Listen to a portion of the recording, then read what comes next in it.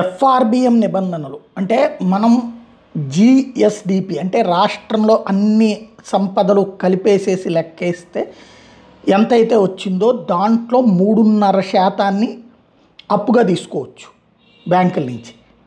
అది 3%. దాన్ని కరోనా టైంలో 3.5% చేశారు. ఆ తర్వాత మళ్ళీ తగ్గించారు. ఇప్పుడు ఏదో పెంచుతామంటున్నారు నేను బడ్జెట్ స్పీచ్లో, కాబట్టి నెక్స్ట్ అవకాశం ఉంటుంది.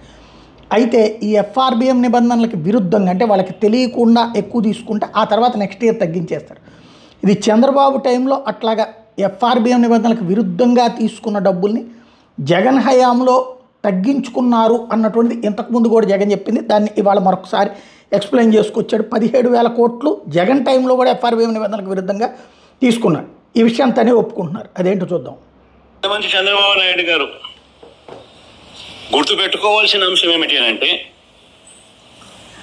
ప్రజలందరికీ కూడా తెలియాల్సిన అంశం ఏమిటి అని అంటే, ఏ ప్రభుత్వం అయినా కూడా it is governed by FRBM norms. ఏ ప్రభుత్వం అయినా కూడా ఎఫ్ఆర్బిఎం ప్రకారము రాష్ట్ర జిఎస్డిపిలో 3%, 3.5% సెంట్రల్ గవర్నమెంట్ డిసైడ్ చేస్తుంది. ఆ డిసైడ్ చేసిన ఆ పర్సంటేజ్ ప్రకారమే ఎవరైనా కూడా బారోయింగ్ చేయగలుగుతారు. అంతకన్నా ఎక్కువ చేసే అవకాశం చాలా తక్కువగా ఉంటుంది.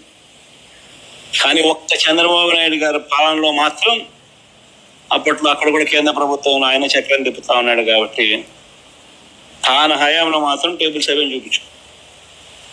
తాన హయాంలో మాత్రం ఎక్సెస్ బారోయింగ్ చంద్రబాబు నాయుడు గారి హయాంలో 31,000 కోట్ల రూపాయలు, అదే 31,082 కోట్ల రూపాయలు అదనపు బారోయింగ్, అడిషనల్ బారోయింగ్ చేశారు. అంటే ఇది క్లియర్గా ఆయన 5 సంవత్సరాలు మన 5 సంవత్సరాలకు సంబంధించిన డేటా.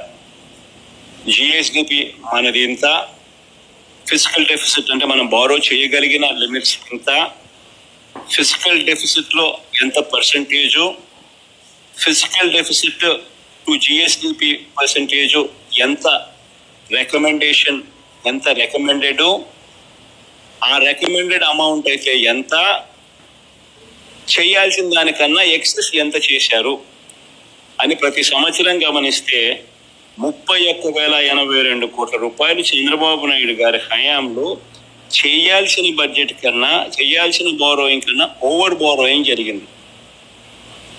ఇన్ఫాక్ట్ మన కరం ఏంటంటే ఆయన ఓవర్ బారోయింగ్ మన హయాంలో 17,000 కోట్లు మన హయాంలో కట్ చేసింది. ఇంతకుముందే ప్రస్తావించింది బాబు హయాంలో ఎక్కువ తీసుకున్నటువంటి డబ్బుల్ని జగన్ హయాంలో కట్ చేశారు అన్నటువంటి విషయాన్ని ఇక్కడ గుర్తు చేసుకొచ్చారు.